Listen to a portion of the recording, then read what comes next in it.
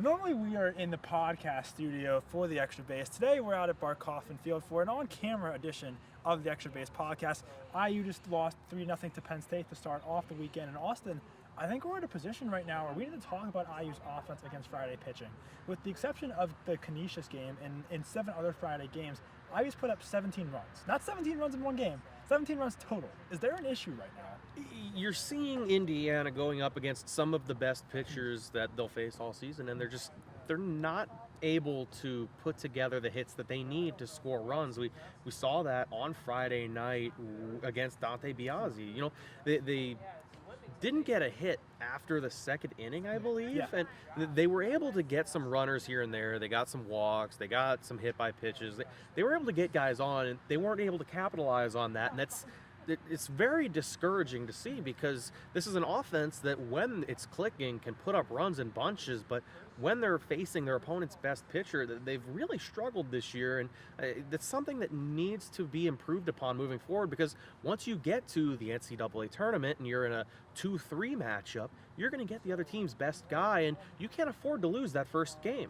Yeah, that's exactly right. I mean, Penn State is a good team. I wouldn't say that they are a great team. I don't think they are an NCAA tournament team. But here's the thing. You're going to get guys like Dante Biazzi with every NCAA tournament team. And not just on Fridays. You're going to get it throughout the whole weekend. So you can't be struggling like this against guys that you're going to have to beat if you want to go anywhere in May and June.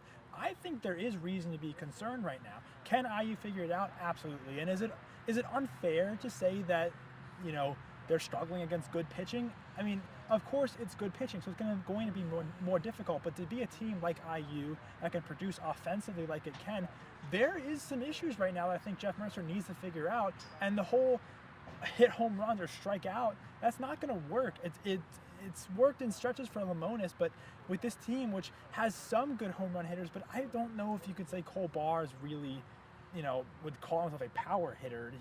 All he's done is hit home runs or strike out. He doesn't have the normal build of your power hitter.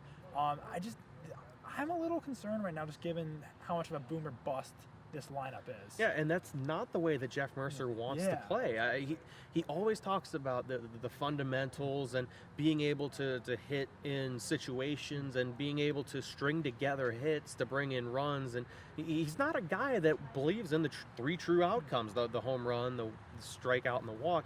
That's not the way that he wants to play, which is why it's so concerning that this is the way that the offense is going for the Hoosiers. I think that we've seen some examples of how he wants to play in Wright State, his former team, and in Penn State, his former coach Rob Cooper's team. They were able to, you know, hit situationally. They were able to, you know, exceed fundamentally, and that's why both of them beat Indiana.